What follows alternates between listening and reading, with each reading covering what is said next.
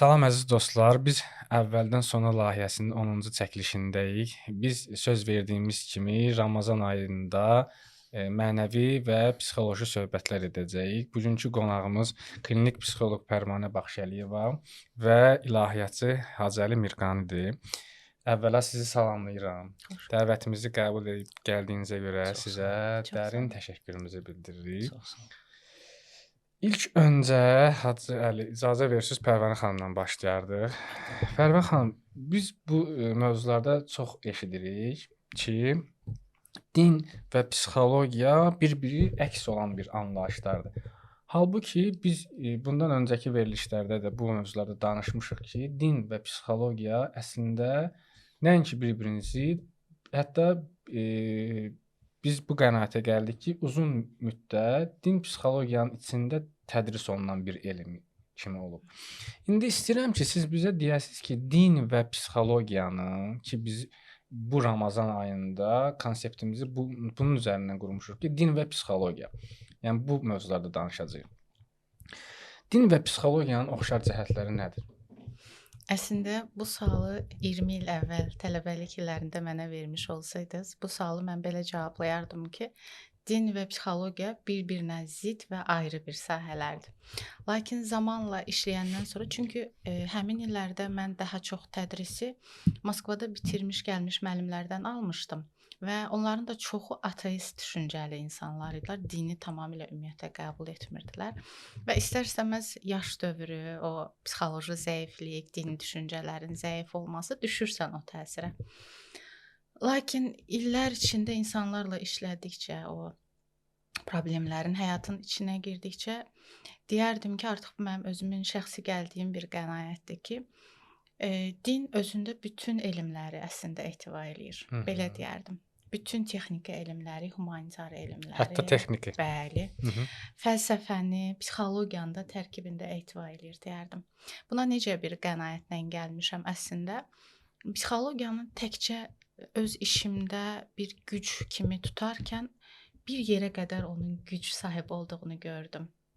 Yəni bir yerə qədər getdiyini gördüm. Bir yerdən sonra nəyinsə əksikliyini gördüm ki, nəsə çatmır. Və özüm artıq bu sahəyə keçəndən sonra, yəni belə deyim də, gözümüzü açıb ətrafımızda ənənəvi dini bizə təlqin eləyən insanlar olubdu və o ənənəvi din də mənə görə gücsüzdür. Çünki alışıq olduğumuz, bəli, o da gücsüzdür. Özüm artıq araşdırandan sonra, oxuyandan sonra, onu təfəkkür etməyə başlayandan sonra onun gücündən işimdə istifadə etməyə başladım. Bunu mən həmişə loru dildə deyirəm ki, mən öz peşəmi ora söykədim. Çünki ora söykəyərək oradan güc almağa başladım həqiqətən. Çünki nəzərə alsaq ki, bugün hər cinsdən və hər problemdə insandan işləyirəm.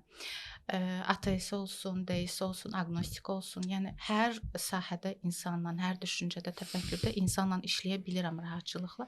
Niyə işləyə bilirəm? Çünki mən ənənəvi dindən çıxdım. Daha çox əsl o İslamı dərk eləyəndən sonra anladım ki, din qarşısında bütün insanlar bərabərdir. Məsəl üçün, bəzi dini düşüncəli peşədə olan həmkarlarım olubdur ki, onlar ateistləri qəbul etməyiblər öz seanslarına, kömək etməyə çalışmayıblar, digər tipli. Amma düşünürəm ki, bizim dinimiz yardımlaşma dinidir də, hər kəsə kömək etmə, hər kəsə yardım etmə, çətinlikdə olan insana kömək etmə və eyni zamanda o insanın dəyişimini biz eləyə bilmərik də, yəni biz deyə bilmərik ki, sən dəyişməlisən, sənin problemin var. Əslində, problem olduğu üçün onlar bizə gəlirlər, amma biz ona problemini göstərib özünün oradan çıxış yolunu. Dinin məncə işi həm də odur ki, cəmiyyətin hər təbəqəsinə qucaq açmağı bacarsın. Bəli, bəli. Mən bunu peşəmdə, düzdür, başda bunu mən bacarmırdım. Çünki yəni deyirəm, o ənənəvi din imkan vermirdi mənə bunu etməyə. Amma zamanla o düşüncə tərzim dəyişdikcə, insanlara baxış tərzim dəyişdikcə, bəli, hər kəsə qucaq açdım əslində. Yəni o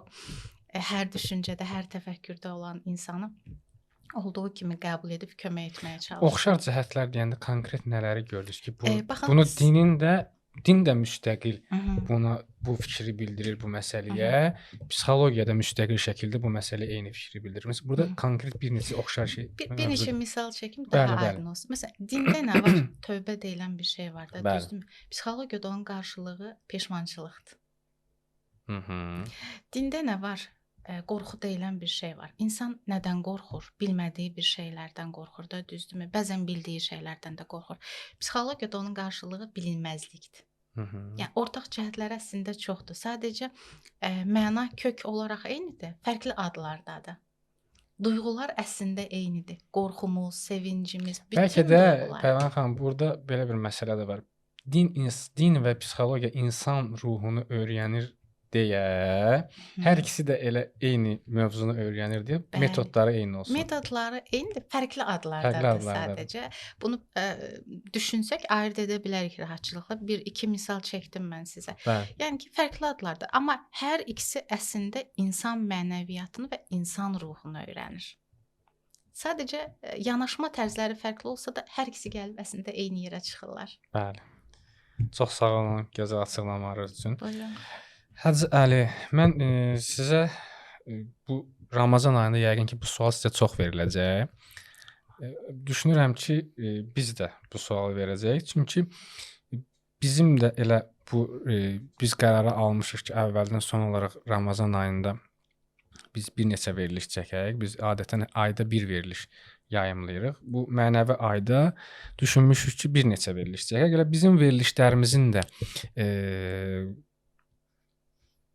hədəfi, bu Ramazan ayında olan hədəfi elə bu suala xidmət edir. O baxımdan ki, elə Pərvanə xanımın danışdığı da, bundan öncəki qonaqlarımızın da danışdığı və düşünürəm bundan sonrakı bizim verilişə dəvət alacaq qonaqların da bu mövzuda danışmaqlarını xahiş edəcəm. Bu nədir? Bu düşünürəm ki, biz bu həyatda hansısa bir düşüncə tərzinin fəlsəfəsinin kökünü bilmədikdə, adətən biz mahiyyət etibarilə şəkillərə, kontekstlərə ilişib qalırıq. Tekstə gəlib çata bilmirik. Niyə? Çünki bir bir məsələnin fəlsəfəsini bilmədikdə, biz daim onun ətrafında gəzişirik, amma heç vaxt o mövzudan dada bilmirik. O şirinliyi görə bilmirik. Ona görə bizə lazımdır ki, biz həmin danışacağımız mövzunun fəlsəfəsini bilək, mahiyyətini bilək ki, biz həmin mövzu üzrə ondan dada bilək və bəhrə apara bilək. İndi bütün bu danışıqlarımı xülasə eləsəm, bir sual verərəm sizə ki, Hacı Əli, Ramazan ayının fəlsəfəsi nədir? Yəni, bağışlayan mehriban Allahın adı ilə mən Ramazan ayının fəlsəfəsi haqqında istərdim nəqli dəlillərə birinci müraciət eləyək, başlıca Qur'an-ı Kərimə.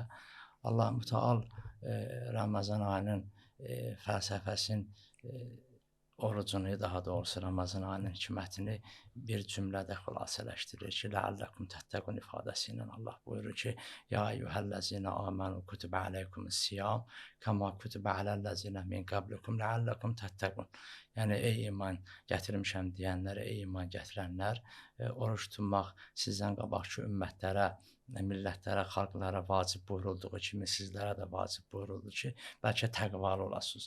Yəni, ümumiyyətlə, bütün ibadətlərin, İslamda bütün ibadi ayinlərin, ibadətlərin və xüsusilə orucun da hədəfi, məqsədi insanda təqva ruhiyyəsini yaratmaqdır.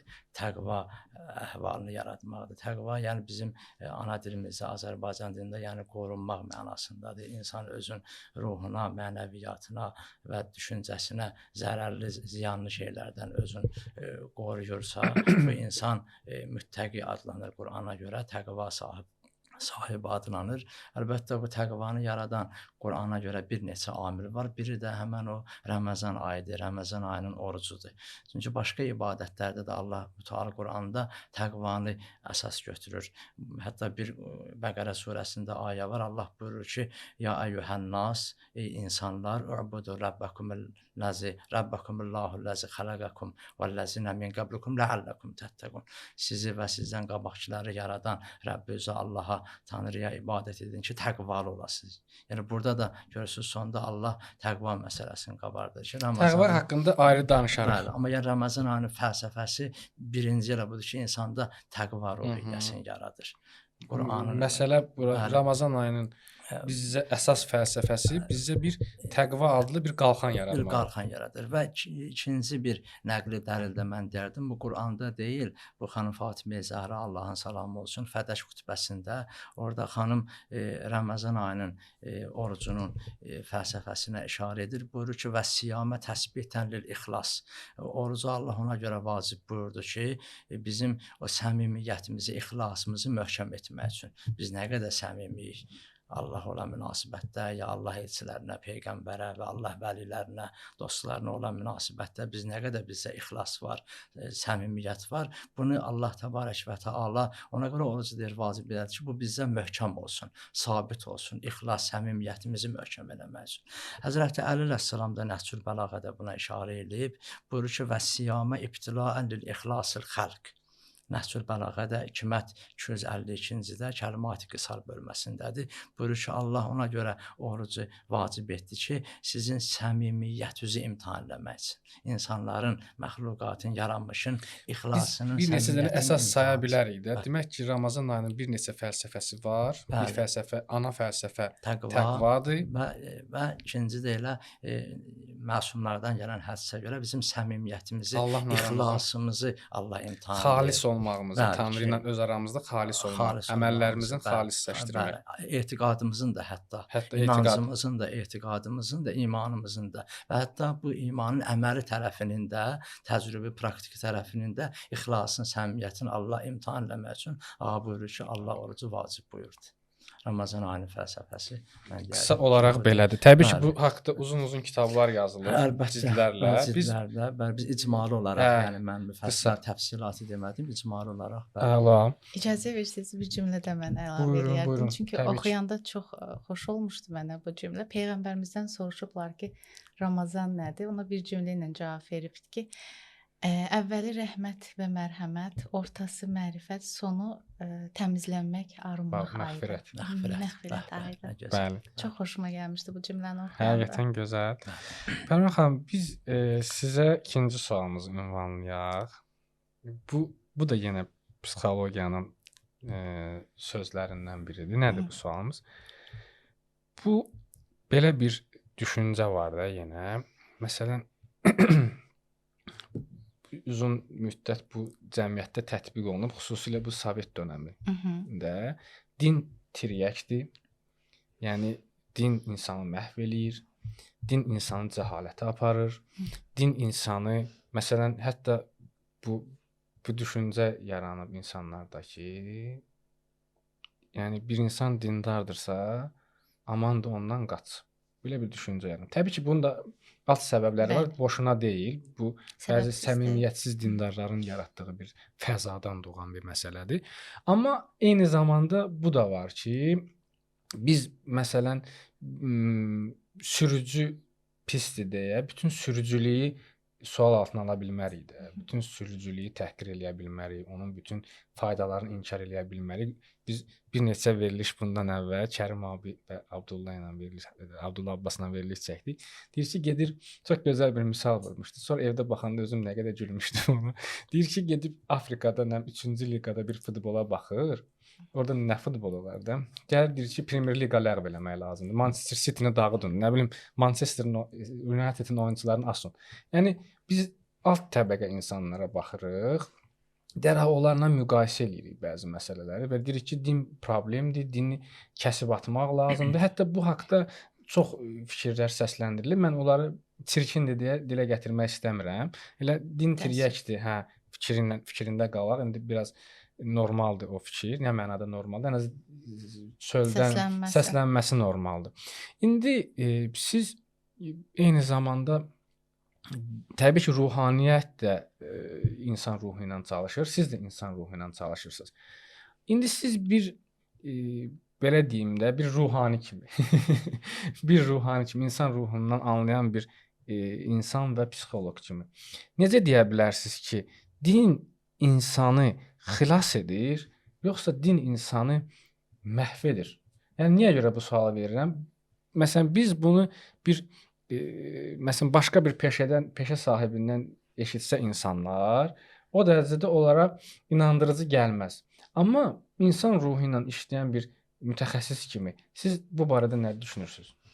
Əslində din insanı xilas da edə bilər, din insanı məhv də eləyə bilər. Necə buna açıqlama verəcəm?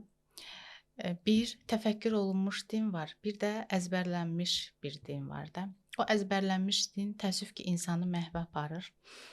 Məsələn, dinə yeni gəlmiş bir insan düşünün. Gəlir bu insan dinini mükəmməl eləmək istəyir. Namazı öyrənmək istəyir, namazın düzgün qaydalarının qılınmasını öyrənmək istəyir.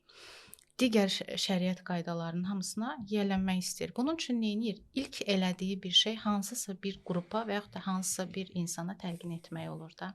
Girir hansısa bir qrupun içərisinə və yaxud da insanların içərisinə girir.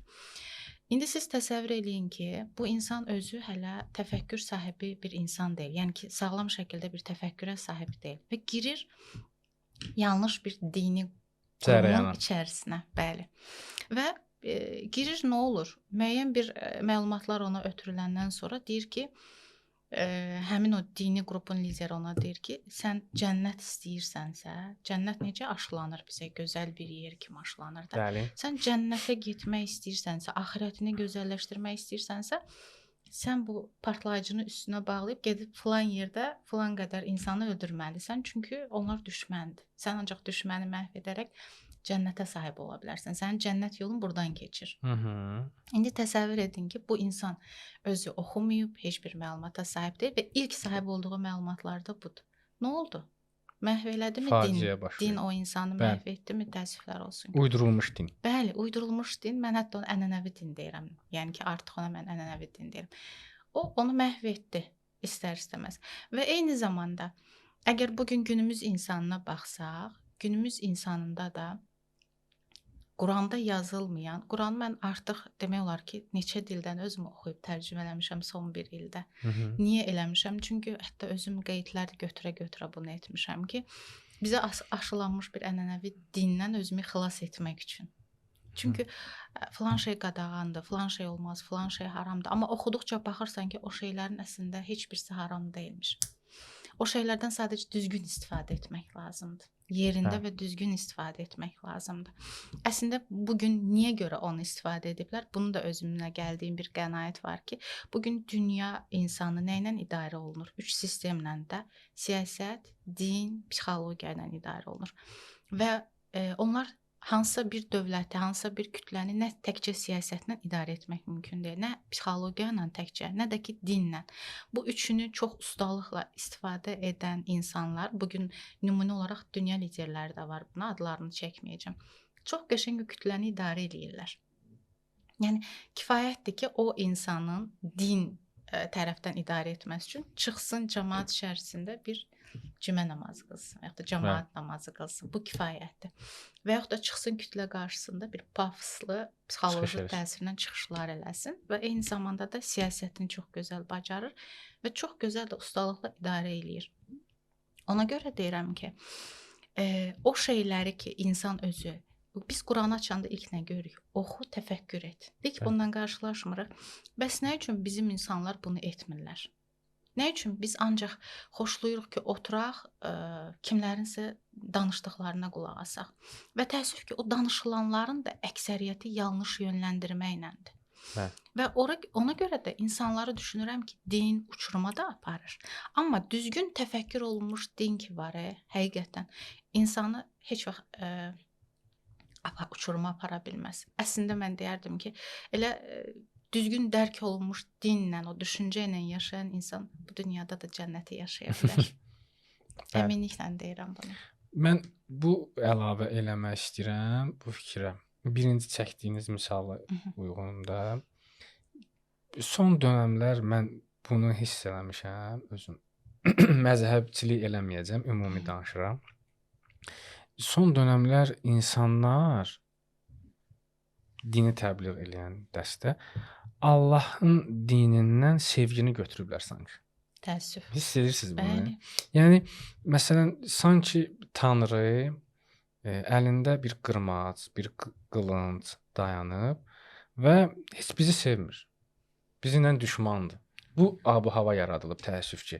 Təbii ki, insanları qorxuzmaq istəyirlər ki, insanlar pis işlər görməsinlər. Təbii ki, biz bunu qəbul edirik ki, insanı bir neçə məsələ ilə manipulyasiya eləmək mümkündür. Bunun biri də qorxudur təbii ki. Biri sevgidir, biri qorxudur. Amma hara kimi? Təbii ki. Amma bu artıq qorxu da bir manipulyasiya yoludur. Biz də məsələn nadinc evladımızı qorxuzuruq, onu manipulyasiya eləyirik ki, fikrindən daşınsın və yaxud bu o da getməsin, misal yanarsan falan.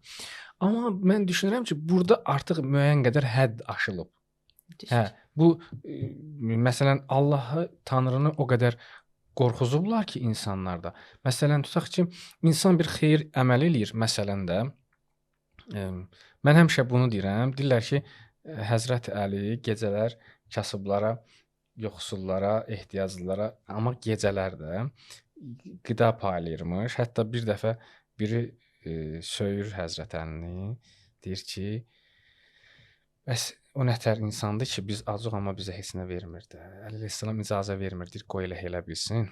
Sonra mən düşündüm ki, gör Həzrət Əli nə qədər ləzzətpərəst bir insan olub. O sizin deyirsiniz, dünyada da cənnət yaşır, onu vurğulamasın. Gör nə qədər ləzzətpərəst olub ki, onu o yaxşılığın son ana kimi zövqünü çıxarmağa çalışıb da. İndi bu məhəbbətdən doğan bir şeydir. Yəni bir insan bu gün bir yaxşı əməl eləyir və bu Tanrı buna o qədər qorxunc göstərilib ki, o qədər əlində qılınc, qırmaz göstərilib ki, bu artıq yaxşılığından bir zövq ala bilmir Həzrət Əli kimi. Məsələn, bir yaxşılıq edir. Hətta sən mənə demişdin, mən də elədim. Zövq al da, bu sən bu gözəl bir iş görmüsən. Təbii ki, bu səndə təkəbbür, riyakarlıq doğurmasın, amma o anında da bir neçə saniyə zövq al ki, yenə bu Allah sənə bu yaxşılığı lütf eləyib. Bir neçə kəlmə ilə bunu deyim, kesim Hacı. Deyim, kesim Hacı Əliyə. Birsiz necədir? Allahın sifətləri mənə görə rəhmət, mərhəmət, sevgi sifətləridir. Də hansı ki, bu insanda da var bu sifətlər, olmalıdır da düşünürəm.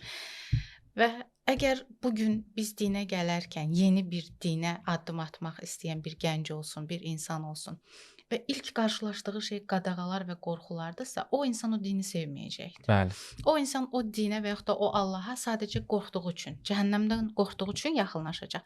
Və siz təsəvvür edin ki, qorxu insanı hara kimi saxlaya bilər? Biz övladımız üzərində qorxunu müəyyən bir yaşa qədər tətbiq edə bilirik də. Bəli. Müəyyən bir yaşdan sonra övladımız böyüyür və bizə qarşı gəlir. O qorxu artıq onu saxlamır. İnsan da elədir. Əgər biz Allaha qorxu ilə yaxınlaşsaq, o da bir yerə qədər saxlayacaq. Bir yerdə insanın o hədləri aşılır da. Amma sevgi ilə yanaşdığımız heç bir şey bitməz.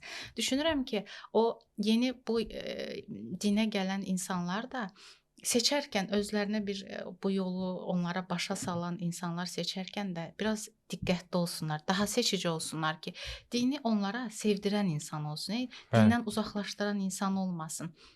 Və əgər bu rəhmət, mərhəmət sifəti biz insanlarda varsa, niyə görə biz bunu bugün istifadə eləmirik? Niyə görə ancaq biz pis tərəflərimizi, yəni ki, Allaha məxsus olmayan və eləcə də əslində insana məxsus olmayan o sifətlərimizdən biz istifadə eləyirik? Davam eləyəcəyik. Çünki çox gözəl bir mövzuya girmişik. Məncə bu mövzu davam eləyərik. Hacı Əli, bu mövzu da biz üçün çox maraqlıdır ki, oruc olmaqla ilk biz nə əldə edirik? Mən sualı belə yazmışam, amma biz danışdıq ki, Ramazan ayının hikməti və fəlsəfəsi insanda təqva hissi yaratmaqdır. Yəni Allaha qarşı, Allahın əmrlərinə tabe, Allahın nəhiylərindən, qadağalarından çəkinmək bir duyğusu, bir gücü bizdə yaratmaqdır Ramazan ayının fəlsəfəsi. Oruc olmaq, yəni bu ac qalmaq, yəni bizdə hansı müsbət keyfiyyətlər yaradır? Bu barədə mən istərdim Həzrət Peyğəmbər sallallahu aleyhi və alihi və səlləmin Meyrac olarkən Allahın huzurunda Meyrac səfərində Allahla münacatı olub, Allahla mükaliməsi olub, müsahibəsi olub. Orada Allah mütəallıdan sual edib ki, İslam Peyğəmbər ki, və ma mirasü's savm, ya Rəbbi və ma mirasü's savm. Orucun insana hansı müsbət nəticələri var, xüsusilə ac qalmağın orucun. Orada Allah mütəallı cavab verib ki, ey mənim Həbibim, birinci əl-hikmə. Hikmət. Ən birinci başlıca oruc insanda bir neçə müsbət keyfiyyətlər yaradır, insani, ilahi keyfiyyətlər yaradır. Ən başlıcası hikmətə Allah işarə edib. Əlbəttə Hikmət nədir Hacı Əli? Hikmət haqqında 2 dənə fikir var. Bir deyirlər hikməti nəzəri var, nəzəri hikmət var. Əslində Tohid də özü bilirsiniz, nəzəri tohid olduğu kimi, əxlaqın özü də nəzəri əxlaq olduğu kimi, hikmətin özünü deyirlər. İslam filosofları, alimləri 2 qismə bölüblər. Deyirlər ki, bir nəzəri hikmət vardır, bir də əməli hikmət vardır. Yəni bir növ usul-i-din, dinin təməl prinsipləri, bunlar hamısı nəzəri hikmətlərdir. Yəni hikmətin nəzəriyyələridir. Bəli, amma furu-i-din əməli hikmət, hikmətin əməli tərəfidir. Bütövlükdə furu-i-din hamısı namazdan ta təbərrüyə qədər say-soğuq, oruc, xumus, zəkat və s. bunlar hamısı ilahi hikmətdən söhbət gedir əlbəttə. İlahi hikmət özü bir nəzəri bölmə bölünür, bir də əməli, yəni onun tərəfi var. İzah edin zəhmət olmasın. Məsələn, necə deyə bilərik? Qur'an-ı Kərimə bir istəyirəm müraciət eləyə, sonra inşallah hikmət haqqında fikirlərimi deyəcəm. Allah Qur'anda hikməti xeyri kəsir adlandırır. Yəni çoxlu bir belə deyək də faydanı özündə ehtiva edən bir keyfiyyət. Xeyrən kəsir. Bəqərə surəsində buyurur ki: "Yu'til hikmətə mən yəşa." Allah istədiyinə hikməti verər. Və mən yu'til hikmətə fəqət utiyə xeyrən kəsirə. Kimə də Allah deyir hikmət veribsə, ona çoxlu xeyirlər verib. Kimə Allah hikməti nəsib edibsə. Hikmət əldə eləmək üçün əlbəttə bir neçə insanda hal olmalıdır ki, insan həkim olsun, hikmət sahibi olsun. Biri dedikdə misal üçün orucdur. İkincisi, insan haramlardan çəkinməlidir. Allahın o qadağ elədiyi, yasaq elədiklərindən, ilahi haramlardan çəkindikcə insanda hikmət, belə deyək də, ruhiyyəsi yaranır. İnsan həkim olur və hər bir şeyə hikmət baxışı ilə baxır. O hikmət baxışı yəni nə? Mən indi yenə də deyəcəksiniz, hə, yaxşı, tələsirəm elə bir. Tələsiz. Hətta hikmət haqqında bir ayə də var. Allah Quranda Həzrəti Luqman deyir də. Quranda Luqman gəlib hikmət sahibi adlandırır. Bir vələqəd atəyna Luqmanəl hikmə. Biz deyir Luqmana hikməti verdik. Sonra ayənin davamında çox maraqlı bir söz deyir. Çünki o Allaha şükür eləyən bir zat idi, bəndə idi. Və sonra buyurur kim şükür eləsə fə innəmə yəşkuru li nəfsih. Elə onun o xeyri, faydası şükründə o özü üçündür.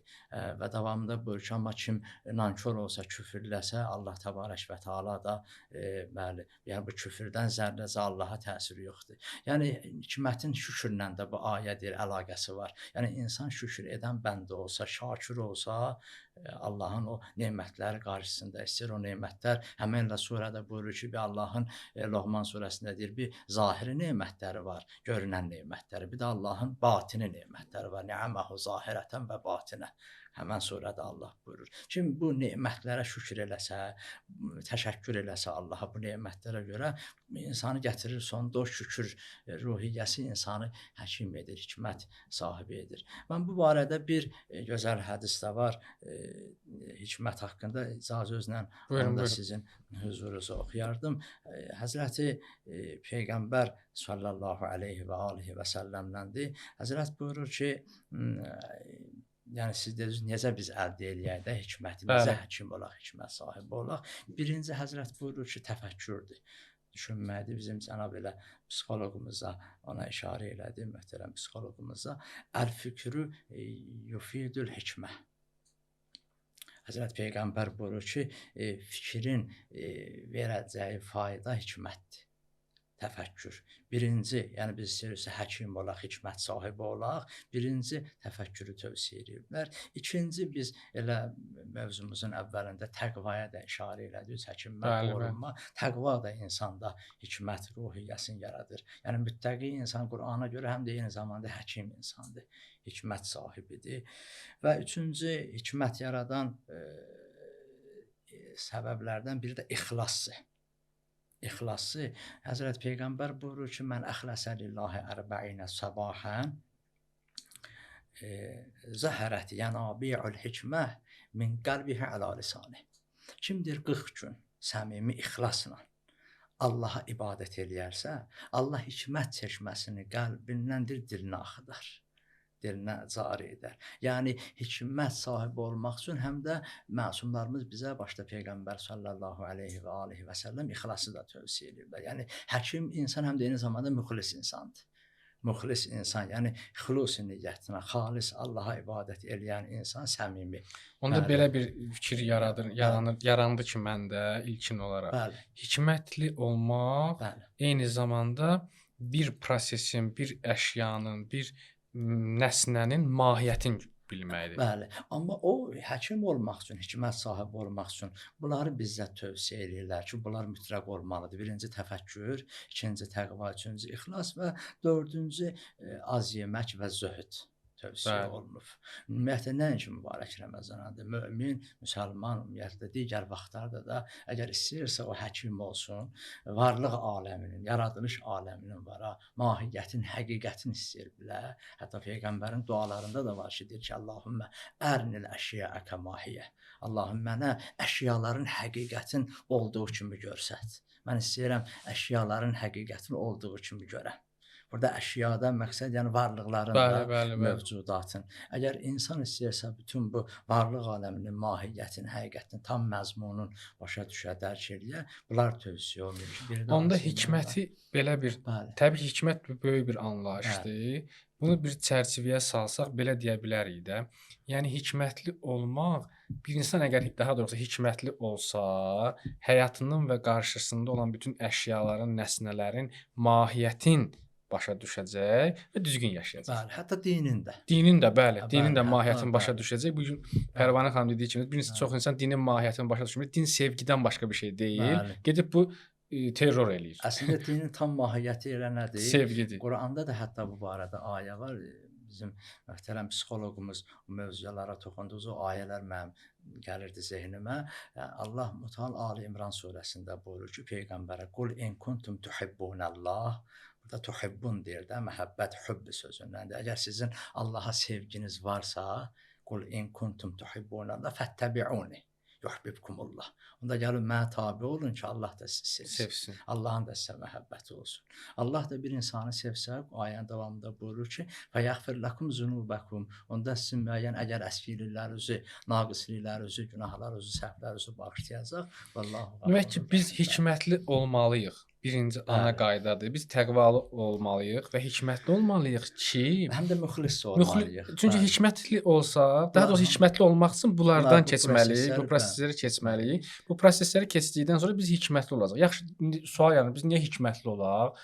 Ona görə biz hikmətli olmalıyıq ki, biz ətrafımızda və qarşımızda biz bütün hadisələr, nəsnələrin mahiyyətini başa düşək. Bilək ki, biz bu dünyaya niyə gəlmişik? Biz bilək ki, məsələn, tutaq ki, bu evladı biz niyə yetişdirməliyik? Biz bu dərsə niyə girməliyik? Bu dərsi niyə keçməməliyik?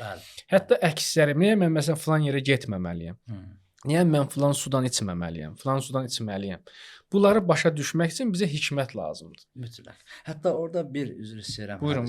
Qeyd olunub. Mən bunu özüm qeydiyyatımda yazmışam. Halal yemək də tövsiyə olunub. Həzrət Peyğəmbər sallallahu əleyhi və alihi və səlləm buyurur ki, mən əkələr halal 40 yevmən. Kim 40 gün, çox yox, 40 gün halal, təmiz, pak qida ruzidə yesə, nəvvərəllahu qəlbəhu. Allah onun qəlbini işıqlı eləyər, nurani eləyər. İnsanın ki, qəlbi iç dünyası ki, işıqlandı, nurani oldu, o əlbəttə ancaq elə ətrafa baxanda ancaq işıq görəcək. Mən icazənizlə bir cümlədə əlavə etmək istəyirəm. O mənə görə orucun hikmətlərindən biri də empatiya duyğusunu insanda həmin o dövrdə düşünürəm ki, artmasıdır. Əlbəttə ki, bu hər kəsdə, hər oruc tutan insanda artmır da. Nəyi nəzərdə tutaraq deyirəm? Biz o bir neçə saat ki, aclıq keçiririk. Əslində o bizdə empatiya duyğusunu aşılamalıdır, qaldırmalıdır ki, bir neçə saatlıq aclıq keçirdiyin bu duyğunu daim yaşayan insanlar var. Əslində bu orucluq mənə görə nədir? Rəhmətin, mərhəmətin, yaxşılığın artdığı aydır da, pisliyin azaldığı, yardımlaşmağın, köməkləşməyin, hətta düşməninə belə yardım etməyi düşünürəm ki, o duyğuların aşılandığı bir aydır da. Ona görə düşünürəm bu psixologiyada empatiya, yəni ki, anlama, Empatiya insanın duyğusu. bəli, empatiya, anlama, başa düşmə. Düşünürəm ki, insanlar bunu da düşünməlidir bu Bu ayda. sualımı verməmişsən, bundan öncəki veriliş ki, biz Hı -hı. Ramazan ayı üçün çəkdik. O verilişdə o ilahiyyatçı ona toxundu siz deyən İctimai duyğular. faydalarına İctimai deyək, bəli. faydalarına toxundu ki, o insanların təbii ki, o siz deyən kimidir, o azlıq hissini daha Bəli. yaxşı Hətta o duymaq. hədislərdə də gəlib İmam Sadiq əleyhissalamdan bu barədə hədis var ki, yəni Allah ona görə orucu vacib buyurdu ki, Misbah-ı Şəriət kitabında var bu şəriət çırağında ki, yəni varlılar, varlı müsəlmanlar oruc olmaqla azların, yoxsulların Bəli. elə bir o dərlər. Pərvin xanım, indi biz psixologiyadan və dindən danışdıq. Biz böldük bir neçə qruplara ki, insanlar həqiqi dini yox, uydurulmuş dini tanıyırlar və onu tanıyırlar və ona yaşamağa çalışırlar və bunlar da onlara bir müddətdən sonra daha böyük faciələrə səbəb olur. Təəssüfən. Təbii ki, bunlar dinə gəlmişdi ki, kamilliyə yetişsin. Təəssüf ki, bunlar dinlə zəlalətə gedib çatırlar, məhv edirlər, hətta bir cəmiyyəti məhv edirlər. İndi sual yaranır ki, bəs bu dini duyğu pak bir duyğudur da, saf bir duyğudur. Yəni insan inancı məsələsidir. Biz də bunu görürük ki, bu gün məsələn cəmiyyətin bir təbəqəsi var ki, bu duyğulardan istifadə eləyir. Çünki ən rahat istifadəyə meylli bir sahədir də bu. Məsələn, tutaq ki, belə desək ki, məsələn bir insanın biznesmen olma həvəsini istismar etmək üçün bir yola ehtiyac var. Ən azı bir maddi bazaya ehtiyac var. Nə bilim bir işçi qüvvəsinə, o idarə eləmə idarə heyətinə, orada bir liderə ehtiyac var. Amma dini duyğu belə deyil. Dini duyğu daha üzdədir, daha onun qaymağıdır o baxımdan ki, yəni üzdədir. Dərhal görülür, dərhal hiss olunur, dərhal manipulyasiya etməyə daha rahatdır. Sizcə dini mövzularda dini duyğuların istismarı nə səviyyədədir? Bugünümüzə baxsaq, dini duyğuların istismarı deyərdim ki, ən pik səviyyədədir. Hətta bunu misallarla da, ən azından təcrübəmdə, ətrafımda gördüyüm misallarla da bunu qeyd edə bilərəm. Din və psixologiya. Psixologiya nədir? Duyğulardır. Duyğular nədir? Burada müsbət, mənfi duyğularımız var. Zövq, həzz, hər biri gedir bunun içində. Din duyğularla harmanlananda, yoğrulanda ortaya nə çıxır? Dini duyğular çıxır. Bəli. Bəs yaxşı, bizim dini duyğularımız nə qədər sağlam bir səviyyədədir bugün? Çoxunluğa baxsaq sağlam səviyyədə deyil. Niyə? Məsəl üçün, deyək ki, yolda gedirik və qarşımıza bir dilənçi çıxır. Dilənçi başlayır ki, sən Allahın adına mənə 1 manat pul ver, çörək pulu ver. Neyinir? O Allahın adını eşidən insan, hansı ki dini duyğuları zəif bir səviyyədədir. Adam tanıyıram ki, cibindəki son 1 manatını, hətta yol pulusunu çıxardır, verir o insana. Və yaxud da başqa bir misal götürək. Bəzi dini qrup liderlərini götürək. Məsəl üçün, xeyriyyə adı ilə qutular açırlar və nə deyirlər? Deyirlər ki, axirətin gözəl olacaq. Allahın adı ilə yığılır bu məbləğlər, bu pullar. Yığıb o məbləğləri bəllidir nə məqsədlə istifadə edirlər. Və burada da insanların duyğuları artıq istismar olunur. Və yaxud da günümüzdə ən çox rastlaşdığımız, təcrübəmdə də tez-tez rastlaşdığım bir misal da gətirəcəm. Bilirsiniz necə bir şeydir? İnsan qorxanda, bilinməzliyə düşəndə ehtiyac doğur. Ehtiyac insanı nəyə vadar eləyir? İstəmədiyi şeylərə vadar eləyir ehtiyac. O istəmədiyi hansı ki, deyirəm, dini duyğuların istismar.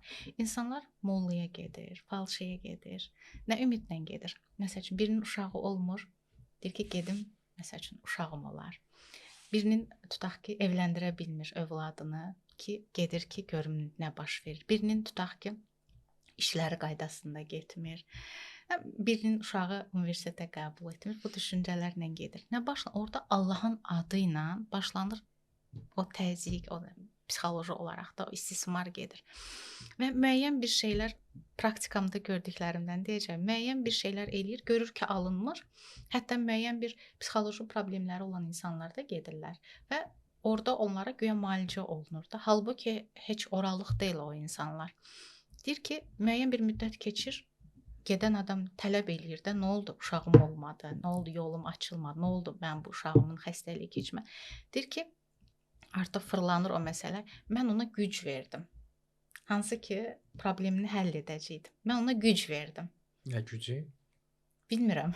Güc verdim mən ona ki, bu problemin öhdəsindən gəlsin. Bir mənəvi məsələdir. Mənəvi bir güc vermişəm ki, təəssüf ki, bax bu yerlərdə dini duyğuların istismarı çox pis həddə gedir. Və bu gün əgər günümüzdə baxsaq, bu problemlər deyərdim ki, artıq çox pik həddədir. Başda da vurğulamışdım. Və bunun təsiri ilə ən azından öz təcrübəmdə psixoloji müalicəyə ehtiyacı olan insanların əvvəlcə həkimlərdən başlayıb, sonra mollalar, ən axırda gəlirlər də bizə çatırlar.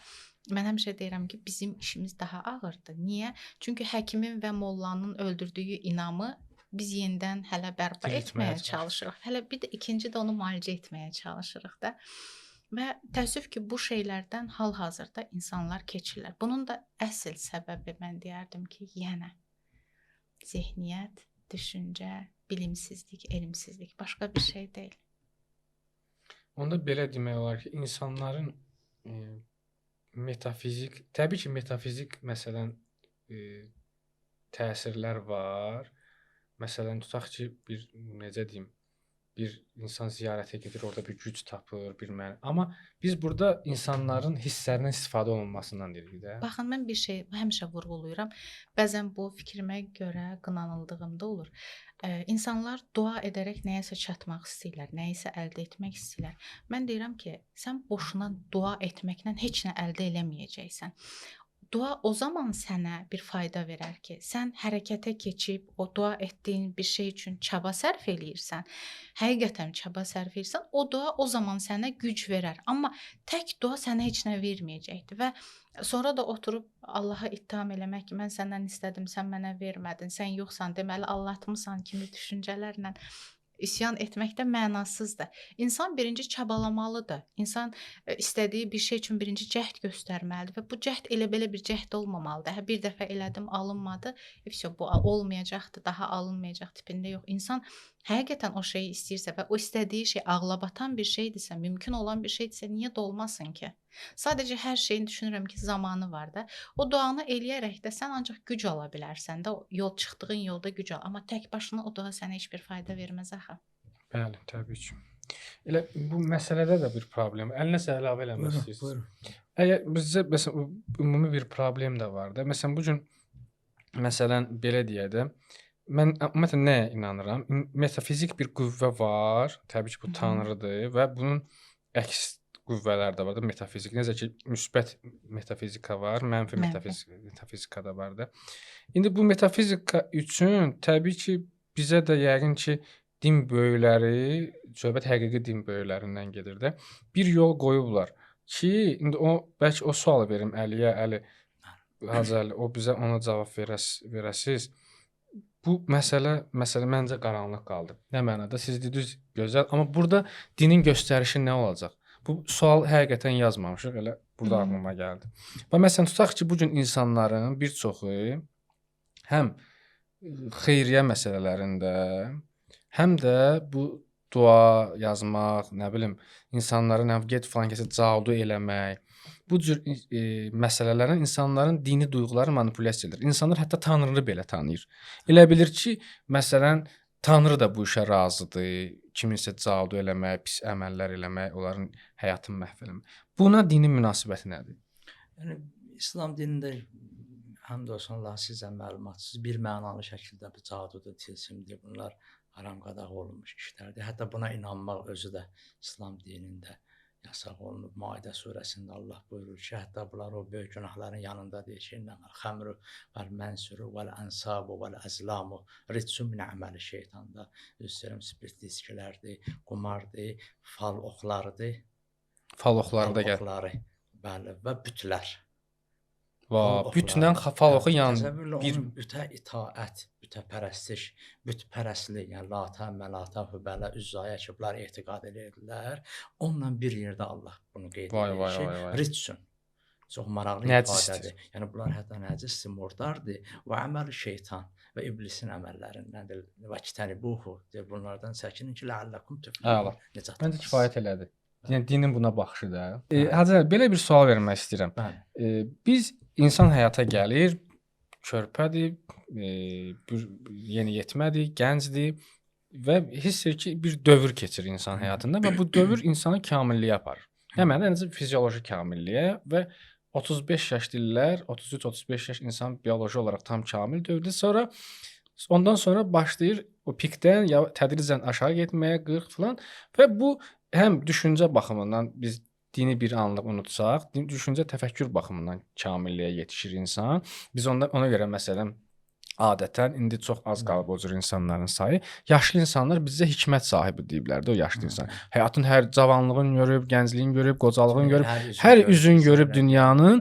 Artıq gəlib çatıb 70 yaşına və bir 25-30 yaşında bir gəncin, lap elə 40-50 yaşında olan bir gəncin artıq onun düşüncə və təfəkkürlərinə ehtiyacı var ki, o bizə bu həyat yolunun keçdiyi uzun və çətin həyat yolundan bizə göstərişlər verir. Hətta mən məsələn kitablarda mənə rast gəlib əsərlərdə, bədii ədəbiyyatda, hətta insanlar olub ki, bu ölkədən başqa bir ölkəyə gedib ki, bir hikmət sahibi bir ağsaqqalla görüşsün, onu təkamül prosesindən keçib deyə ona artıq həyat yollarında ona bir məsləhətlər versin. İndi biz belə bir sual vermək istəyirik. Biz ki, bu bioloji olaraq biz qocalırıq, bir təkamül keçirik. Bəs mənəvi təkamül necə olacaq?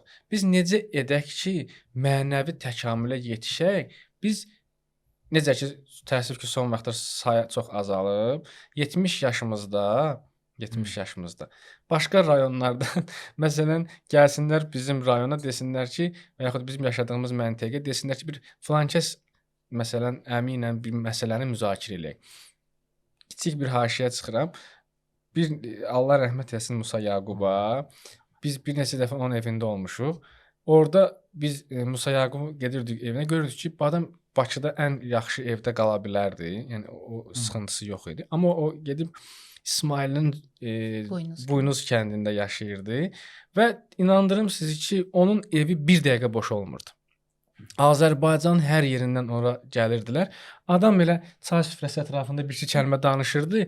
Bir ömürlük xatirə idi. Hər şey, bir soya baxışı, ağaca baxışı, yarpağa baxışı, hətta deyir təbiəti o qədər sevirdi ki, qızı özü xatirələrində danışır. Deyir bir gün bu haşiyədən kənar bu hikmət təkamül məsələsinə gəlirəm. Deyir bu kamilləşmə. Deyir ki, bir gün bunun qızım bununla bağları var, belə maraqlı bağları var. Orada gəzəndə bir meyvə baxırmış qızı ki, görüm, səhvimiz yadımda belə qalıb. Dəyib, dəyməyib. Bu anda o budaqdan qopdur, meyvə kal düşdü deyir yerə. Atam döndü mənə dedi ki, qızım elə bir qolumu sındırdın. Bax bu cür, yəni kamillik, o təbiətlə insanın bütünləşməsi, və hətta Əllamə Məhəmməd Hüseyn Tabaninin də həyatında belə bir necə bir şey ki, yəni küçədə bir heyvanın üzrəndə küçə itinin maşın qəzasına uğramağını görüb elə ağlayıb ki, sanki elə bir insan dünyasının. Ha bax bu böyük bir mənəviyyat sahibidir ki, bu elə hər ikisi.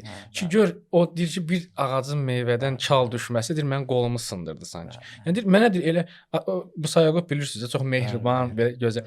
Deyir mən atam həyatımda bir neçə dəfə mənə qaş düyünləyibsə, biri də o hadisə idi. Yəni bu kamilliyin təkamül göstəricisidir. İndi ay Hacı Əli, biz necə eləyək bu kəmalata çataq? Bu mənəvi kamilliyə çataq. Köməz olsun. Şeyx Bəhai böyük bilirsiniz, İslam fəkirlərindəndir və həm də yeganə şəxsiyyətdir ki, bilirsiniz, həm də dünyəvi elmləri də çox mükəmməl bilib. Onun həm də təbid olub, irfani şeirlər yazıb. Onun bir beyti var bu haqda. Deyir, sümtücü o səhərü xəlvəti zikri bedəvam, natəmamanı cahan ra kunəd in pənci tamam. Bu 5 şey sadaladı burada. Biridir, sümut susmaqdır. Yəni yersiz danışıqlardan, Quranın ləğv və ləhv danışıqlar deyir də, boş, mənasız, faydasız danışıqlardan çəkinmək. İkinci, yenə də cu məsələsi, yəni ac qalmaq, nəinki Ramazan ayında, başqa vaxtlarda möminə tövsiyə olunub ki, inanclı bir insana az yeməlidir və pəhriz eləməlidir. Üçüncü, səhər burada ifadəsini deyir. Yəni o başdan sübh namazından sonra ta gün çıxana qədər oyaq qalmaq. Əlbəttə sadəcə oyaq qalıb mənasız işlər görmək yox, zikir, dua, Quran oxumaq, elmi bir məsələlərə belə deyək də mütaliə eləməyə baxmaq. Dördüncü xəlvət deyir. Yəni Həzrəti Əli əleyhissalamdan da bu barədə hədis var. Yersiz ünsiyyətlərdən çəkinmək. Nəbati Allah rəhmət eləsin bizim böyük şair olub deyir. Ruşəyi vəhdətinə əcəb caymış. Sirri nihan orada hüveydaymış. Yəni o vəhdət cuşəsi var, cuşənişin deyirlər, belə bir ifadə var. İnsan bəzən təcrid olmalıdır. Əlbəttə İslam rahibliyin, rəhbaniyyətin tərəfində deyil, asketizmində, amma bəzi hallarda tövsiyə edir ki, necə Allah Rəsulü sallallahu aleyhi və aleyhi və səlləm ildə bir dəfə Həram mağarasına çəkilərdi, xəlvət ona işarədir və o bir ayı, o 40 günü ancaq Allahla razı-niyaz, ancaq ibadət və rəyazətlə məşğul olardı. Buna xəlvət deyirlər ariflər. Dördüncü budur, beşinci davamlı zikirdir. Bu 5 şey natamamane cəhanra kunədin pənci tamam. Dünyada natamam, naqis insanlar bu 5 şeydir kamil eləyə bilər. İnsan bu 5 şeyə vərdiş eləsə, bu 5 sadaladığım sükut, əlbəttə yerində, məqamında olan sükut, az qalmaq, səhərlər oyaq qalmaq. Az qalmaq üçün bir neçə söz deyim. Bəli. Biz bunu keçən verilişdə də dedik. Bu nədir bu? Bu bizim yaddaş çempionumuz var, Orxan İbadov. Dünya yaddaş rekordmenidir. Və hələ də rekord ondadır da. Və düşünürlər ki, alimlər bir 80 il o rekordu elə keçmək mümkün deyil. Azərbaycanlımızdır. Düşünürəm onun da elə təbliğatı getməlidir. Nadir insanlardandır. O beyin uzmanıdır həm də, beyin mütəxəssisidir. O yəni bilmirəm inanclıdır, inansızdır. Yəni o inancdan doğan bir fikri deyil. Yəni dünya elmlərindən məşğuldur. Barselonada yaşayır, hal-hazırda İspaniyada. Deyir ki, bir mənalı şəkildə mədə, belə deyək də, qarın böyüyürsə baş kiçilir. Bu belədir. Bu qaydadır. Hətta mənəviyyatla deyirlər ki, bəli. Hadiyev Arif müəllim olub Əl-Bayramda, o deyib ki, Şirvan şəhərində onda ümumi məktəbdə əslən Qazaxlı olub, direktor olub. Deyib onda o digər o mənəvi tərəfi ilə, əgər bir insanın o zahiri cəmbəsi, üzr istəyirəm, cüssəsi də böyüdürsə, mənəvi tərəfindən orada təsmin tənasiblik yaranır. Bəli. Mütləq mənəviyyat kiçilir. Ona görə də yəni az qalmağı tövsiyə edir və deyir ki, bu 5 şey natamam, çox maraqlı misradır. Deyir, natamamane cəhanra kunəd in pənci tamam. Və tamam var, tam da, bir də natamam da. Bu natamam, naqis insanları bu bir şeydir, kamil edir. Mən 6-cını əlavə eləmək istəyirdim ki, bu mənim özümün yəni gəldiyim nəticədir. Kamil insanları yamsılamaq. Kamil insanları təqib eləmək. Kamil insanların izinə düşmək. Hacı Ələmdar Mahirin bir beyti var, uzun qəzəli var, orada deyir ki, üzvə çək tozu eşq əhli gedən yollardan, bəlkə sən də bəni Adəm kimi bir surət tapasan. İstəsən ey könlü aləmdə bir Adəm tapasan, gərək onda özvə başqa bir aləm tapasan, elə bir aləmə yol tapmağa iqdam et ki, nə səni qəm tapa orada, nə də sən qəm tapasan oradadır. Deyir ki, üzvə çək tozu eşq əhli gedən yollardan. Bəlkə sən də bəni Adəm kimi surət tapasan ki, Quranda buyurur ki, ləqəd kanə ləkum fi Rasulillah usvatun həsən. Həqiqətən Allah elçisində sizlər üçün ən gözəl nümunələr vardı. Bir də bu az qalmağı xüsusi vurğulamalıyıq. Məncə bu Ramazan ayında lap xüsusi vurğulamalıyıq. Bu belə bir şey gəlir beynimə. Bilmirəm nə dərəcədə düzdür ya yox. Biz necə ki düşünürük ki, siz də bu barədə fikir bildirə bilərsiniz əslində hər işiniz. Məsələn, biz düşünürük ki, bizdə belə bir şey var ki, hər bir maddənin yaddaşı var. Düzdür? Yəni, belə qısasın bunu deyə bilərik ki, bizim hər bir molekulyar səviyyədə biz şuurlu bir varlığıq. Nəinki, məsələn, ulğumdan yuxarı, çiynindən yuxarı başımızda şuur var. Bütün bədənimiz şuurludur. Yəni, ətimiz, dırnağımız, bütün molekulyar səviyyədə qısası. Məncə, burada bir orucun oruc olmaq, ac olmağın, ac qalmağın. Belə bir, necə ki, orucsuz ac qalmağa siz deyirsiniz, işarələr var. Yəni, çox yeməməyə. Çox yeməməyə də. Məsələn, burada belə bir məsələ ola bilərmi ki, insan ki, bu bütün bədən şuurludur, düşünür, görür ki, qida yoxdur, qida yoxdur, acdır. Bir təlaşa düşüb Tanrıya üz tutsun. Belə bir şey ağlınıza gəlir, belə şey mümkün ola bilər. Yəni məsələn tutaq ki, insan vücudu olaraq, yəni düşüncə, təfəkkür olaraq öz yerində, bir də vücud olaraq o heysizlik. Məsələn tutaq ki, oruc adam bir gün çox danışmır. Sakit belə məsələn. Yəni o da bir sanki bədən olaraq, vücud olaraq Tanrıya üz tutur. Bir ona görə məncə bu ac qalmağın bir xüsusiyyəti ola bilər. Mən sizin öncəki fikrinizə bir əlavə bildirmək istəyirəm o kamilliyə çatmaqdan. Bir əlavə edeyim, sonra keçək bu sualınıza. Aha. Əslində düşünürəm ki, insanın kamilliyə çatması üçün əvvəlcə onun ruhunun və qəlbinin təmizlənməsi çox vacib şərtlərdən biridir. Burada da insanın artıq özü ilə mübarizəsi başlayır və sual olunur ki, insan özü ilə mübarizəyə nə qədər hazırdır? Bacaracaqmı bunu? Çünki özü ilə mübarizə, özü ilə üzləşmə deməkdir. Və bu gün mən gələn hər 10 insandan 10-una da bu sualı verirəm ki, özünlə üzləşməyə bacarmısanmı? Deyir o nə olan şeydir? Necə olur ki, güzgüyə baxmaqdır. Yəni insan əgər bunu bacarmırsa, hansısa bir mənəviyyatın təmizlənməsi, kamilliyə çatmasından söhbət gedə bilməz. Təəssüflər olsun ki. İkinci, bu oruc məsələsinə gələndə düşünürəm ki, oruc mənəviyyatı olan bir anlamdır mənə görə. Niyə görə deyirəm? Çünki bugün oruca sadəcə bir neçə saat ac qalmaq və yaxud da daha çox eşitdiyimiz pəhrizə girdim, arıqlayacam, çəki verəcəm düşüncəsi ilə yanaşırıqsa, burada mənəvi tərəfindən söhbət gedə bilməz. Təbii ki. Çünki biz bilirik ki, hər bir şeyin zəkatı var da, malın, mülkün, ömrün. Düşünürəm ki, bədənimizin də zəkatı orucdur da. Biz bunu nə qədər dərk eləyə bilmişik? Bu zəkat ümumiyyətlə anlamını biz dərk eləyə bilmişikmi? Digər məsəl üçün zəkatlara baxanda hər insan bunu yerinə yetirə bilirmi? Dərk eləyirmi bunu? Nə dərəcədə əməl eləyir? Əgər digərlərini əməl etməyən bir insan bədənin zəkatı da olmalıdır düşüncəsinə düşünürəm ki, çoxları əksəriyyəti bunu bilmir. Və biz ona həqiqətən bədənimizin zəkatı kimi baxsaq, düşünürəm ki, o orucun hikmətini də biz dərk etmiş olarıq. Və buyurdunuz, ac qalanda insan Allaha doğru yönələ bilərmi? Düşünürəm ki, bu hikməti dərk edən insan yönələr. Amma dərk etməyən insan üçün fərqi yoxdur. Sadəcə aclıq qalar. Bəli. Əli sizin nəsə bu barədə əlavə qoşursunuz? Onun fikrini təyid edirəm, qüvvətləndirirəm. Pərvin xanım, onda bir sizə belə bir sual verim. Biz dini duyğulardan danışdıq ki, onlar istismar olunur. Hacı Əli də ona dinin mövqeyin dedi ki, yəni dində belə şeylər yoxdur da, bunlar varsa da bunlar qadağan olunur. Yəni insanların duyğularından istifadə eləmək, onları manipulyasiya eləmək, onlardan mənfəət əldə eləmək.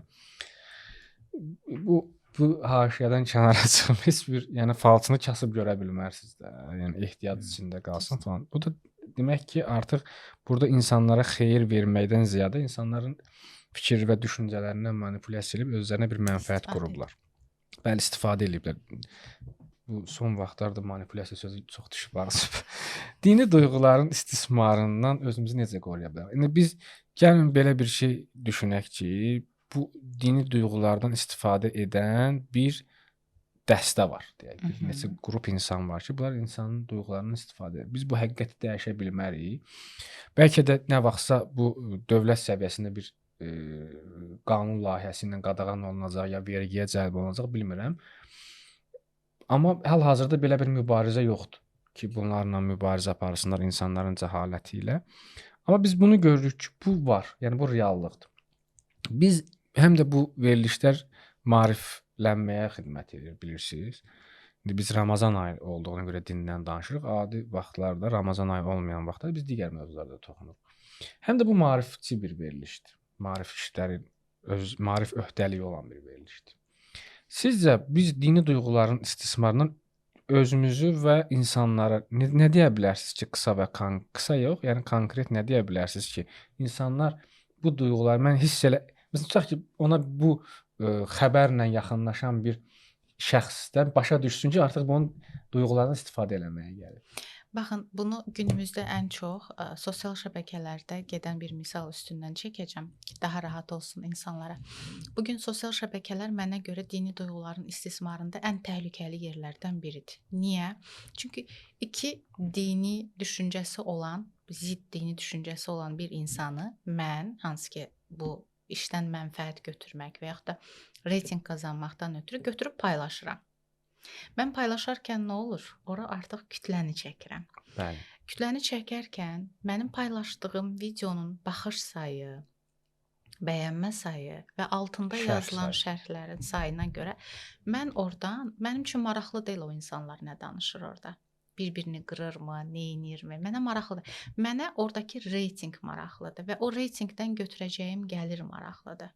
Baxın, bugün sosial şəbəkədə bu tip paylaşımlar daha çoxdur. Mən ona görə insanlara buradan səslənərək bildirirəm ki, bu tip paylaşımlar olanda ümumiyyətlə yaxın durmasınlar, keçsinlər, heç dinləməsinlər belə. Çünki o paylaşımlara baxanda belə istər-istəməz o baxış sayı alır o. O da həmin sayta istifadə edən insana gəlir gətirir istər-istəməz. Düşünürəm ki, insanlar bu tip paylaşımları görəndə yaxın durmamalıdır. Bəs yaxşı, təkcə bu deyil də bizim dini duyğularımızın istismarı bu Bəli, deyil. Əvvəldə də sadaladığım bir neçə misallar var. Necə özümüzü qoruya bilərik? Düşünürəm ki, bunun tək bir yolu var, elmlənmək, oxumaq, təfəkkür etmək. Çünki bugün bu millət niyə əziyyət çəkir? Bu zehniyyətə sahib olduğu üçün, oxumadığı üçün, təfəkkür etmədiyi üçün, düşünmədiyi üçün, sadəcə ağızdan ağıza, nəsildən nəslə gələn fikirlərlə həyatını davam elətdirdiyi üçün bu dəqiqə bu təsirlərə təəssüflər olsun ki, düşür və bunun zərərini də çəkir. Əməlli çəkir bunun zərərini də. Düşünürəm ki, insanlar özü araşdırmalıdır, özü oxumalıdır. Yenə də deyirəm, oxumaq, təfəkkür etmək, maariflənmək lazımdır. Düzdür, bu maariflənmək bölümünə gələndə bizlərə də çox iş düşür. Təbii ki. Bizlərdə üzdə olan insanlar düşünürəm ki, bu fikrim bir neçə dəfə səsləndirmişəm, əslində biraz qıcığa da səbəb olubdur. Düşünürəm ki, bugün sosial şəbəkələr də sağlam bir yer deyil. Niyə? Çünki senzur olmadığı üçün hər kəs söz sahibidir. Amma mənə görə hər kəs söz sahibi olmamalıdır. Hər kəsə Bəli. söz haqqı verilməməlidir. Hər kəs danışma haqqına sahib olmamalıdır. Nəzərə alsaq ki, bu kütlə, bu əhali, bu insanlar o qədər savadlı deyil. Elm baxımından demirəm, amma hansısa bir peşə baxımından demirəm. Düşüncə baxımından, həyat baxımından savadlı deyilsə, biz onlara istədiyimiz kimi təsir eləyə bilərik. Ona görə düşünürəm ki, bu sahədə dövlət də əl atmalıdır. Bunu hər zaman səsləndirirəm, hər çıxışımda deyirəm ki, dövlət də əl atmalıdır bu işə. Müəyyən senzuralar olmalıdır, insanların çıxışlarına diqqətlə yanaşılmalıdır. Çünki hər səslənən fikir bir insanın düşüncəsinə təsir eləyir. Bunu nəzərə alsaq, bir insanın düşüncəsini dəyişmək, daha sonra o insandan təsirlənən bir neçə insanın dəyişməsi deməkdir. Ona görə düşünürəm ki, maarifləndirmə işləri daha geniş aparılmalıdır. Amma hər kəs bu işə cəlb olunma bilməz. Amma düşünürəm, daha yaxşı, daha kamil düşüncə sahibi insan, düşünə bilən insanlar cəlb olunmalıdır. Və fərdi şəkildə bizim mübarizəmizin tək yolu ancaq oxumaq, maariflənmək. Başqa bir yolu yoxdur düşünürəm bunun. Və dinlədiyimiz insanları seçmək. Bəli, tamam. Məncə elə biləm seçimdə də insanın xüsusi bir istedad olmalıdır da. Yəni avam insan seçim eləməlidir, elə biləm təmyiz deyirlər də, təşxis eləməlidir, ayırd eləməlidir. O da elə biləm səhvə yol verə bilər. Daha çox özümüzə uyğun insan seçirik də, düşüncə tərzimizə uyğun insan. O bir misal var, hansı müğənnini, hansı musiqini dinlədiyini deyil, sənin hansı Kim səviyyədə, olduğunu kim deyim mən. olduğunu, hansı səviyyədə olduğunu deyim. Bax, məsələn, ümumiyyətlə belə bir şey var, belə bir düşüncə. Məncə bu uzun müddət belə olub. İnsanların duyğularını elə istismar etmək üçün bəzən elə bir ucuz insanın dilindən elə ağır kəlmələr istifadə olunur ki, biz bu fikirlərə, məsələn, keçən dəfə bir adını çəkməyəcəm, efirdə olan, gündə olan o səviyyəsiz aparıcılardandır. Bunun məsələn dili ilə bir qeyrət, namus, vətən, belə hamının qəbul elədiyi ideyalara ideyalara söykənib nəsə bir kəlmə işlədir də. Məsələn, baxırsan ki, bu o Əlinin o fikrinə razıyam ki, bu seçmək üçün artıq tamaşaçının o bir qabiliyyəti olmalıdır ki, məsələn, ki, nə olsun bu yaxşı sözdür. Zahirən gözəl sözdür. Məsələn, bunu deyən adam elə özü insanların nə qədər özü vətənpərvərdir. nə qədər vətənpərvərdir. Nə qədər O millətpərvərdir. keyfiyyətlərə sahib bir Sahibdir, insandır. insandırmı? Məsələn, tutaq ki, ona görə məsələn və yaxud keçən dəfə misal üçün hansısa bir meyxanaçının haqqında elə bir hansısa bilmirəm hardasa bir verilişdə qonaqdır. Təbii ki, dəyərli, savadlı, əxlaqlı meyxanaçılarımız da var. Yəni bu inkar eləmək olmaz. Amma bu meyxanaçı tanıyır o da bu yüngül həyat filan. Hə, qeyri-ciddi həyat deyərdim hətta. Yaşayan biridir. Bunun ağzından bir yaxşı bir söz hamı paylaşır, statuslar, WhatsApp statuslar falan dağılır. Baxırsan ki, bu da bax o qarşısındakı məhsulu seçə bilməyib hər şeyi yeyən insanın misalı kimidir. Yəni ona görə o insan artıq onda da bir təfəkkür formalaşmalıdır ki, artıq bu insan başa düşə bilsin ki, mən hər şeyi yeməməliyəm. Xəvariz dedilər ki, hökm Allaha məxsusdur. Məhsul bəlağədə var. Üzr istəyirəm Cavid bəy. Həzrət Əli Əsəlam dedi ki, onlar düz söz deyirlər. Bəli, hökm Allaha məxsus, hökm Allahındır. Amma onların bu sözü demədə məqsədləri başqadır. Bəli, bəli, bəli. Və yerdə də bu hökmü tətbiq edən var axı aşağı aləmdə. Bəli, bəli. Hökm Allaha məxsusdur. Əlaləhəl hukmu Quran deyir. Bəli, hökm Allahındır, hökm Allaha məxsusdur. Amma Allah gəlib hökmü icra eləmir ki. Bəli, biz eləyirik, insanlar eləyir. Onun Vəlilər eləyir. Amma ən dəhşətlisi üzr istəyirəm, bilirsiniz nədir? Allahın adından istifadə olunaraq deyilən sözlərdir mənə görə. Allah bunu deyib, Allah onu deyib, Allah buyurub. Və düşünürəm ki, insan burada özü düşünməlidir ki, Allah bu sözü deyə bilərmi? O Allah bu məsələn orada məsələn problem var da, Pərvanə xanım, nədir o problem? Bax məsələn tutaq ki, məsələn də biri gəlib deyir ki, sizin barənizdə məsələn də məsələn Cavid bəy sizin barənizdə belə bir söz dedi. Siz deməkdə nə vaxt deyə bilərsiniz ki, Cavid bu sözü deməz. Onda Cavidi tanımalısınızsa ki Cavid bu sözü deməz. Onun intellekt səviyyəsi, dünya görüşünə və yaxud məsələn dostluğuna, yoldaşlığına nə qədər sədaqətli Cavid bu sözü deyər.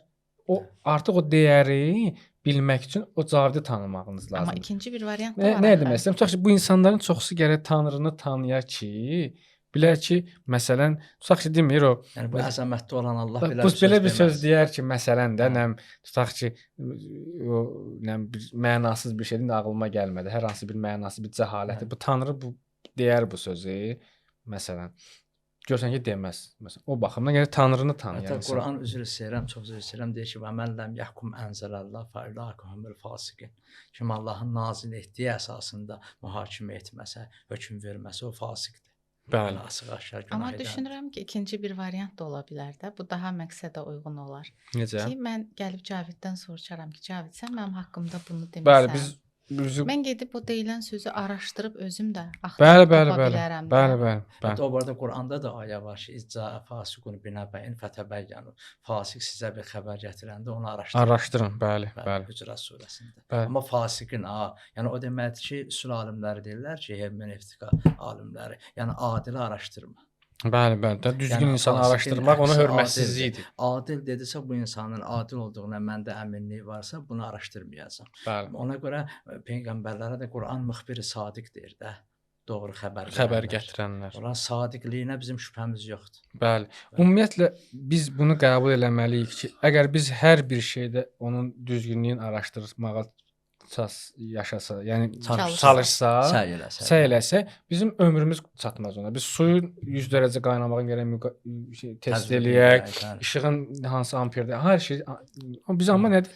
Ona bizi deyiblər. Deyiblər, biz əmin insanlar deyil, mütəxəssis deyil, biz o qəbul edirik. Səviyyəsində deyilənim, elə biləm. Qəbul etmək lazım. Da onu deməsi ki, mütəxəssissən və həm də o Nizaminin bir beyti var, deyir, ixtisas sahibi olsan da bilsən, peşəkardan üstün ola bilməzsən. bilməzsən, bəli. Həm də onun praktikasını. Pərvə xanım o demək Bəli. istəyir, deyir ki, Yəni onu siz demək gedin istəyir, bu bəli. dini ki, cəmaət Mütəxəssis mütəxəssisdən səviyyəsində öyrənin olandan də. da, Yəni bəli. bu oxumuş Bəli. adamdan. Yoxsa gedib məsələn Kör-körənə kör-körənə bir adam deyir ki, nə əlinə bilim, kitab götürür. hə, Hətta bu yaxınlarda bir qardaş mənə dedi ki, adi bir sərəkə yoxdur, xırda surələr var orada, meyid namazı, bəli, bəli. təliqin onunla biri deyir, kitab açır, nə bilim.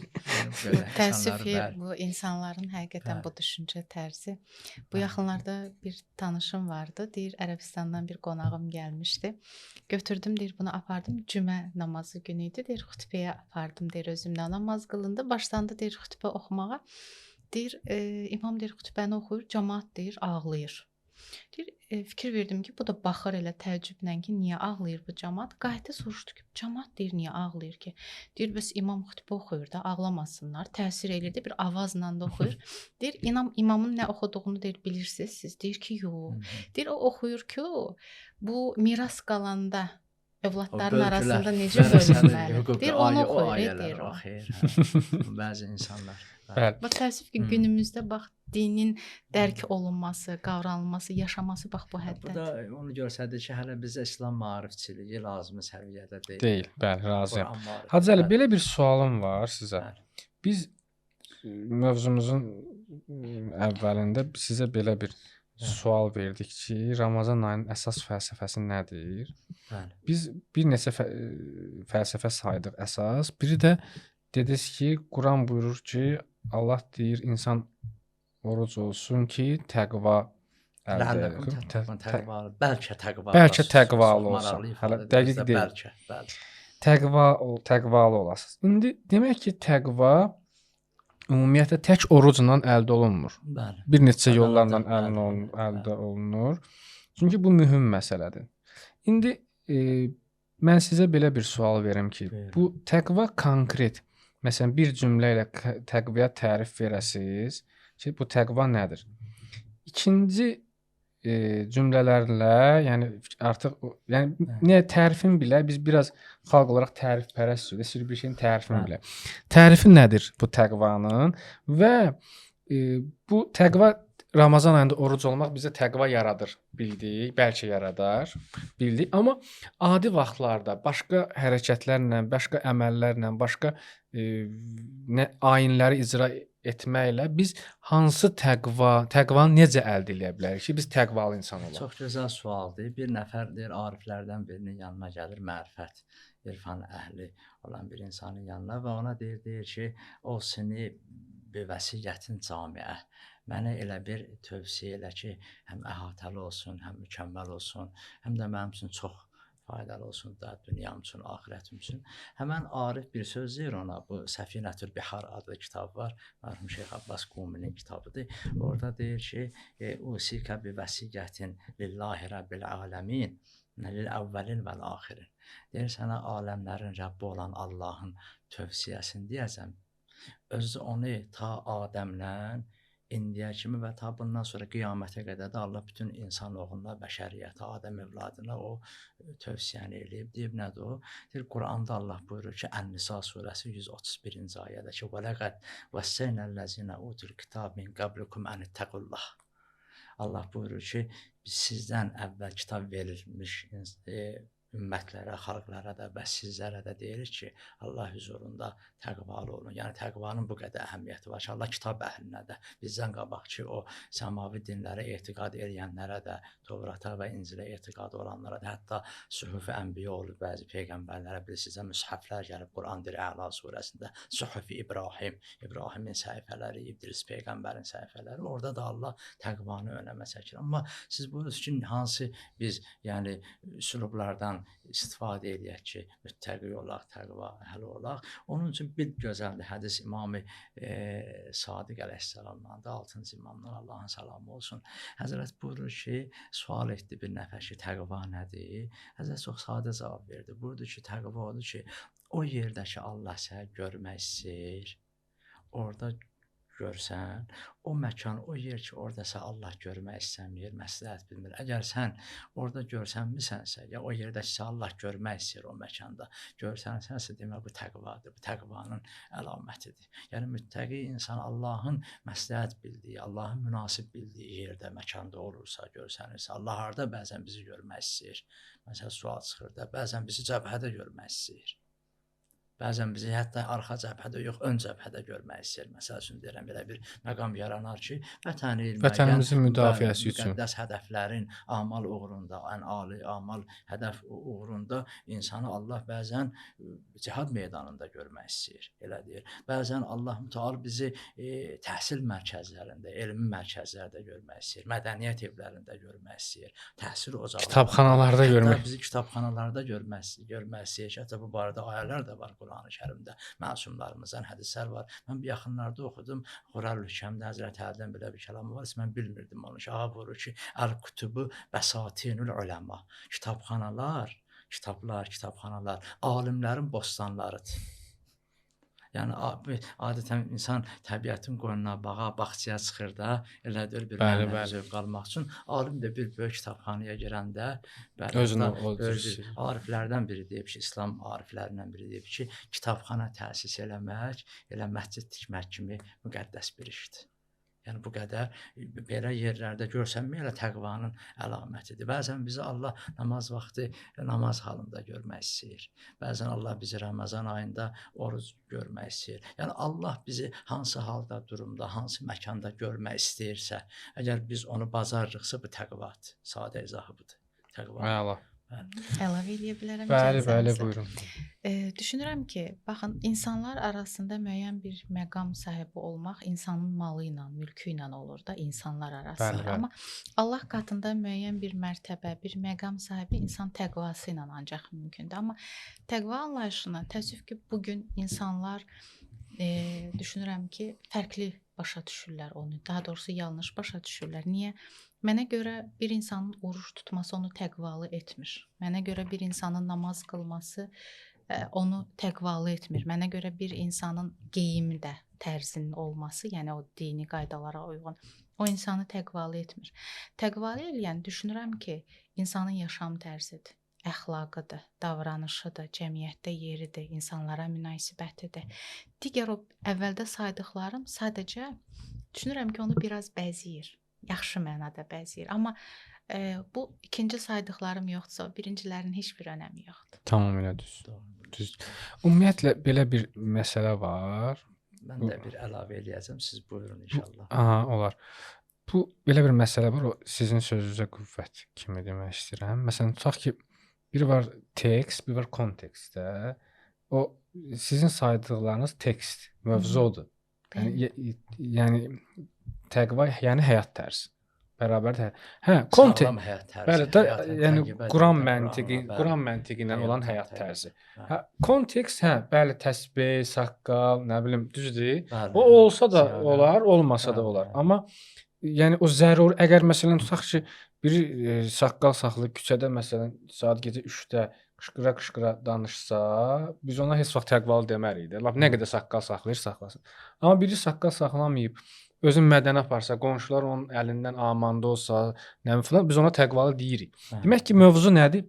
Mövzu o təqvanı düzgün dərk edib və onu həyat, yaşam tərzimizə salmaq. O siz deyənlər artıq ətrafıdır, bəzəyidir, kontekst. Hətta Nəhcül Bəlağədə baxsaq, 45-ci məktub var, məktubat bölümündə. Birinci sizə Nəhcül Bəlağə xütbələrdən ibarətdir. İkinci fəsli məktublar və üçüncü fəsli Həzrətin qısa kəlamlarıdır, aforizmləridir, kəlimat qısa. 45-ci məktubda baxsaq, Osman ibn Hüneyfə Bəsrənin valisinə Həzrət məktubu yazır. Xəbər satır ki, o ancaq var imkanlı insanların məclislərində olur. Vay. Həzrətin də bu nümayəndəsidir orada, maraqlıdır. Özü inandığı, müttəqi bildiyi. Orada ona bir çox tənqidi mesajlar ötürür. Orada özünə gələndə deyir ki, və innəmə hiyə nəfsə əruduha bit-təqva. Əruduha ərəb dilində rəyazət deməkdir. Məşq, təmrin deyirlər də ona. Deyir ki, mən nəfsimə özümə gəldikdə mən təqva ilə nəfsimi məşğələdən keçirmişəm. Yəni əlini əli eləyən, imam eləyən Allahın höccəti, Allahın vəlisi ona görə olmayıb ki, Allah onun qara qaşına, qara gözünə vurulmayıb ki, Həzrət Əli gəlib o məşğələləri eləyib, o məşğələləri hamısını özü tam olaraq yerində eləyəndən sonra Allah ona gətirir o məqamı verir, deyir ki, sən imamsan, imam belə olar da. Və cəalna lilmuttəqinə imama. Furqan surəsində ayə var.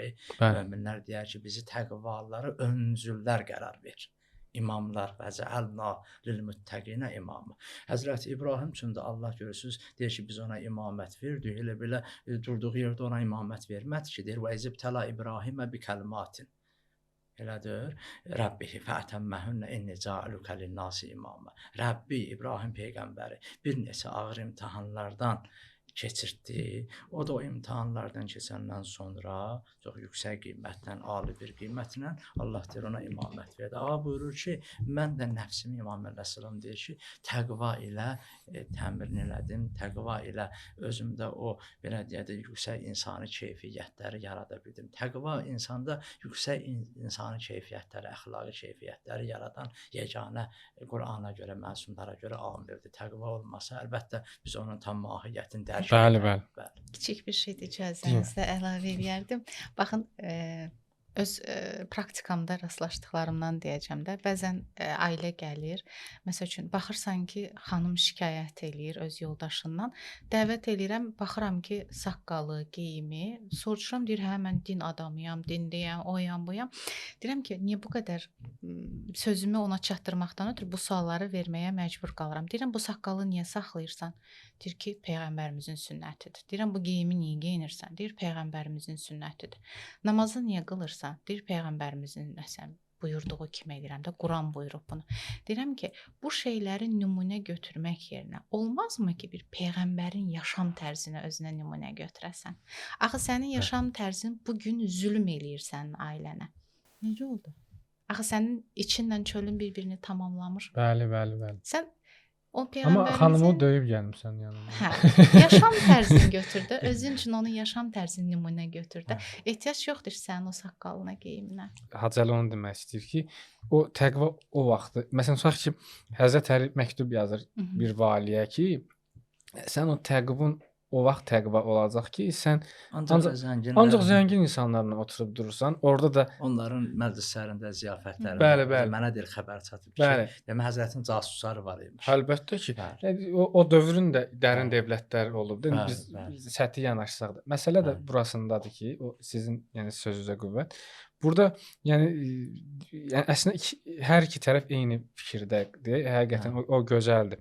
Yəni nə baxımdan bizə onu aşılamağa çalışırıq ki, yəni insanlara daha din çalışır ki, yəni insanlar sizin əgər o kasıbın halından başa düşmürsə, yəni o nə qədər bir də görsən olaraq o mən çox görmüşəm elə zənginlər oturur, imkanlı adamlar, stolun üstündə dırnaq basmağa yer yoxdur, amma hamı bir ayə deyir, hamı bir hədis deyir. Belə nə görə qoyub əli süfrəsi. Hə. Nə gözəl dindir də, nə gözəl dindir. Yəni orada yeyib içmək hər şey super.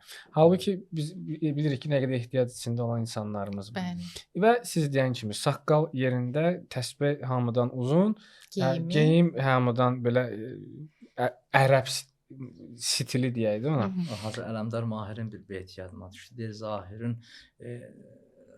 da yəni o beytin məzmunudur. Deyir, Zahidin olmasa imanında, libasında nə var? Bəli. Yəni Zahirin olmasa imanı, libasında nə var? Elə bir qoymusan əmma mən bu qəvva başına. Bəli.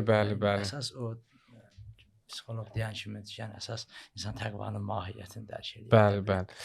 Əziz dostlar, biz bu gün çox mövzudan danışdıq, amma bu mövzuları xülasələşdirsək, biz həm psixoloq Pərvanə xanım, həm ilahiyyatçı Hacı Əli Mirqani bu fikrə gəldik ki, bu gün görüşümüzün sonunda biz hər bir məsələnin, hər bir nəsnənin mahiyyətinə varmalıyıq.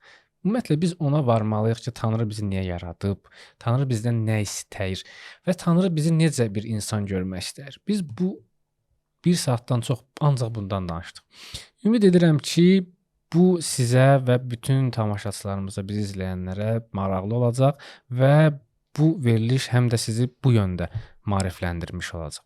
Əziz dostlar, biz bundan sonra artıq ikinci verilişdir ki, biz Bilgə TV-də yayımlanacağıq və sizdən çox xahiş edirik ki, həm bizim videonu bəyənəsiniz, həm şərh yazasınız, həm də kanalımıza abunə olmaqla bizə dəstək olasınız. Sağ olun, gələn verilişlərdə görüşərik.